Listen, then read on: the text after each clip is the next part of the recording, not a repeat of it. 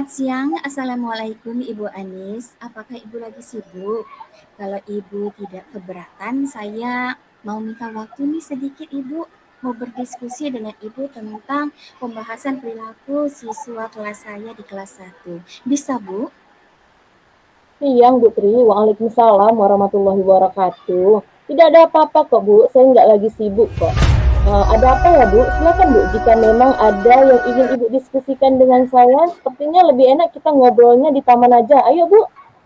Baik, terima kasih Bu atas waktunya yang telah diberikan untuk saya. Baiklah, Bu Tri. Apa yang ingin Ibu diskusikan pada siang hari ini, Bu? Begini Bu, di kelas 1 ini ada anak yang luar biasa aktifnya, sehingga menyebabkan anak lain itu merasa terganggu dengan perilakunya.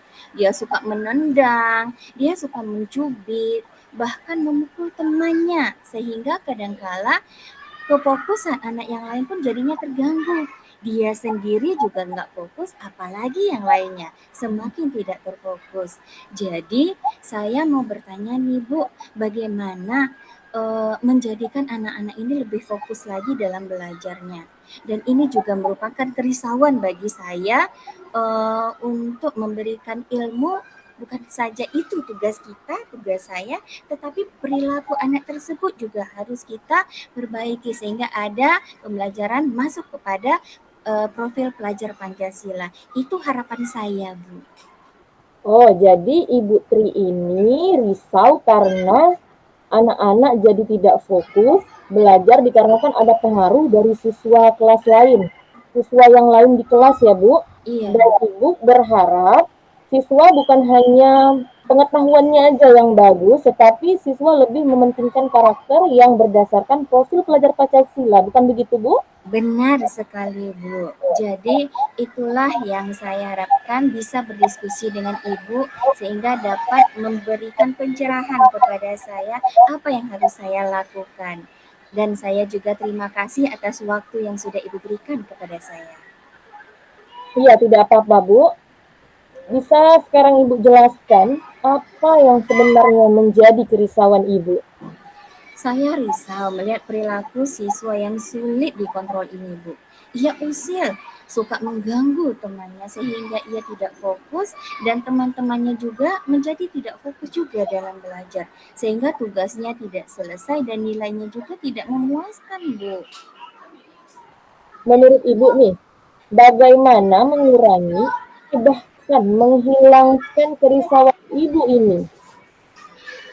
Apabila siswa itu bisa fokus lagi dalam belajarnya dan perilakunya juga bisa berubah menjadi lebih baik lagi, bisa mengikuti aturan-aturan sekolah, bisa mandiri, tertib, dan bisa bertanggung jawab sesuai dengan visi sekolah kami yang berakhlak mulia sesuai dengan profil pelajar Pancasila. Jika Ibu cermati, kira-kira apa alasan anak tersebut bisa berbuat dan melakukan hal seperti itu? Pasti ada penyebabnya kan, Bu? Ya, benar, pasti ada sebabnya. Saya pernah memanggil orang tuanya, sehingga dengan begitu saya mengetahui bahwa anak tersebut memang sulit untuk dikontrol dan dengan cara membawa anak tersebut ke psikolog. Nah, dengan membawa anak tersebut ke psikolog tersebut sehingga dapat mengetahui alasan anak tersebut dan ternyata anak itu tidak bisa merasa disalahkan, tidak bisa dilarang-larang sehingga membuat emosinya itu tidak terkontrol, mengganggu temannya yang lain. Tetapi kalau anak itu memiliki keinginan yang didapatkannya, maka dia akan tertib itu, Bu. Oh, luar Jadi biasa. sudah Luar biasa. dibawa. Luar biasa sekali ya, Bu. Ibu sudah melakukan tindakannya ternyata. Tapi menurut perkiraan Ibu nih, siswa itu, Ibu bisa mengatakan siswa Ibu pada saat itu berada di level berapa, Bu? Menurut saya anak-anak itu masih di level 6. Jadi karena dia kan baru melalui peralihan dari TK ke SD sehingga butuh penyesuaian dirinya. Begitu, Bu. Lalu saat ini rencana Ibu mau memposisikan anak tersebut di level berapa dan apa yang akan Ibu lakukan untuk sampai ke level yang Ibu harapkan? Kalau bisa sih di level 8 atau 9, Bu. Itu kan harapan ya, Bu, ya. Iya Tetapi benar, kita Bu. berusaha aja mencoba. Jadi saya dengan cara membuat modul ajar yang menarik sehingga bisa membuat anak itu lebih fokus dan juga memperbaiki dan meningkatkan potensi diri yang dalam diri siswa agar siswa tidak merasa tertekan dan bahagia jika ia belajar dan berusaha mengambil hati anak tersebut. Masya Allah, amin. Semoga harapan dan cita-cita Ibu ini bakalan tercapai ya, Bu. Terus kalau dilihat nih Bu, anak-anak Ibu itu suka belajar dalam keadaan yang seperti apa, sehingga dapat menumbuhkan kefokusan dia dalam belajar dan mencapai level yang Ibu inginkan tadi 8 dan 9 itu, Bu. Anak-anak itu kalau saya lihat lebih menyenangi pembelajaran yang santai, yang ringan tetap menyenangkan. Tak ada rasa beban, jadi seperti menyanyi, melukis, menggambar, mewarnai, belajar sambil bermain. Kalau saya lihat seperti itu, Bu. Terus bagaimana perasaan Ibu saat melakukan pembelajaran yang menyanyi, bermain, santai itu, Bu?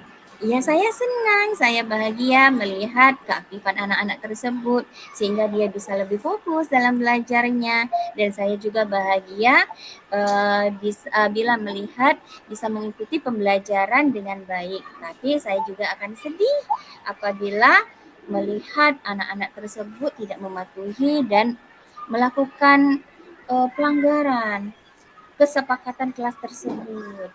Baiklah, berarti Ibu berada di lingkungan mereka ya, Bu. Ketika mereka bahagia, Ibu akan merasa bahagia.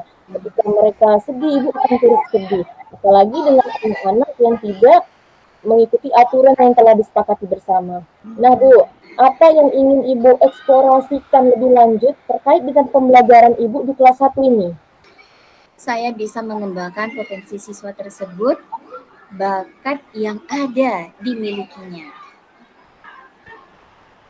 Apakah ada lagi, Bu? Bagaimana dapat mengembangkan bakat tersebut? Apa yang akan Ibu lakukan? Saya akan membantu apa yang saya bisa dan saya mampu. Adanya pendekatan agar anak-anak itu lebih percaya diri, serta memberikannya ia kebebasan berekspresi, tapi tidak melampaui batas, masih pada batas normal. Wah, luar biasa sekali ya, Bu. Saya sangat suka dengan kerja semangat Ibu yang luar biasa sekali untuk membuat anak-anak Ibu belajar tetap fokus dan menyenangkan. Iya, Bu. Jadi menurut Ibu, adakah tantangan yang Ibu hadapi dalam mengembangkan bakat dan potensi siswa, Bu, agar lebih fokus dalam belajar tersebut? Tantangan saya yaitu saya harus lebih memahami karakteristik anak di kelas ini, Bu. Dan saya bisa memotivasi diri dalam menumbuh kembangkan potensi anak tersebut. Untuk itu, hal apa yang akan Ibu lakukan, Bu, untuk meminimalisir tantangan yang ada tadi, Bu? Saya akan membuat modul ajar yang sesuai dengan kebutuhan anak dalam kegiatan pembelajaran yang lebih jelas, pembelajaran yang kondusif dan menyenangkan. Baik, itu langkah-langkahnya ya, Bu. Jadi rencana Ibu ini kapan mau dimulai nih, Bu? Insya Allah tidak lama lagi, Bu. Dalam waktu dekat ini juga, Bu. Oh baik, Ibu. Semoga apa yang Ibu rencanakan bisa direalisasikan di lapangan ya, Bu. Semoga kendala yang ada tidak membuat Ibu menyerah. Tetap semangat, pantang semangat ya, Bu. Amin. Terima kasih, Bu. Sama-sama, Bu.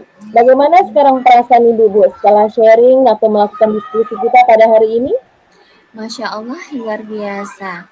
Dan saya juga merasa mulai lega dan berkurang keresahan saya akan diskusi kita pada hari ini.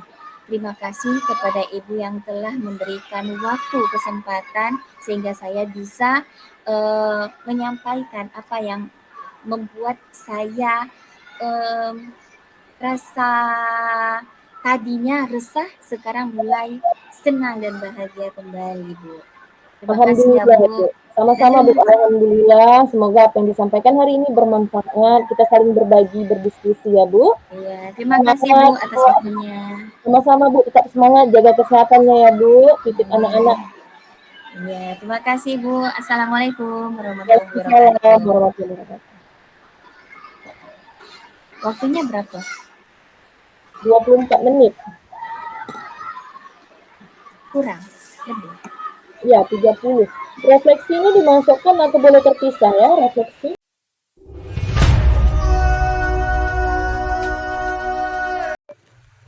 Untuk soal yang pertama, yaitu apa yang sudah berjalan dengan baik selama percakapan. Yang sudah berjalan dengan baik, yang saya rasakan adalah alur cerita yang sudah berjalan secara runtut dan sistematis, dan komunikasi antara saya, coach, dengan coachy sangat seru dan penuh keasikan, bahkan penuh dengan kehangatan. Yang kedua yaitu apa yang masih perlu diperbaiki dan ditingkatkan. Yang saya rasa yang perlu diperbaiki atau ditingkatkan mungkin dengan cara membuat pertanyaan-pertanyaan yang berbobot sehingga saya bisa terus menggali potensi dari coach saya. Untuk pertanyaan yang ketiga yaitu apa yang Ibu lakukan untuk tetap dalam kondisi kehadiran penuh.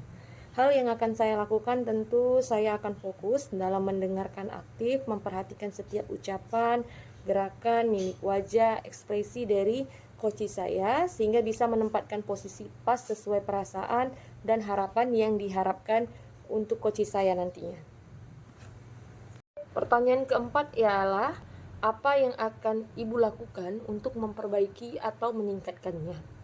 Hal yang perlu saya lakukan untuk memperbaiki atau meningkatkannya, mungkin saya harus banyak-banyak melakukan praktik atau latihan sebagai coach mungkin untuk menyelesaikan masalah-masalah yang ada atau yang dihadapi oleh rekan-rekan saya, baik pribadi maupun umum.